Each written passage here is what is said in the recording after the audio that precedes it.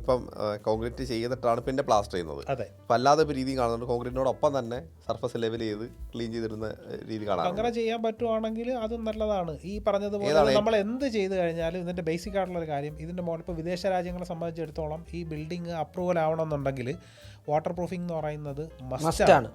അപ്പോൾ അതുകൊണ്ട് തന്നെ നമ്മളും ഈ പറഞ്ഞതുപോലെ ഒരു ബിൽഡിങ് ചെയ്തതിന് ശേഷം നമുക്കിത് ആവശ്യമാണ്, നമുക്ക് കോൺക്രീറ്റ് പോലെ പ്ലാസ്റ്ററിങ് പോലെ ആവശ്യമുള്ളൊരു സാധനമാണ് വാട്ടർ പ്രൂഫിംഗ് എന്ന് പറയുന്നത്.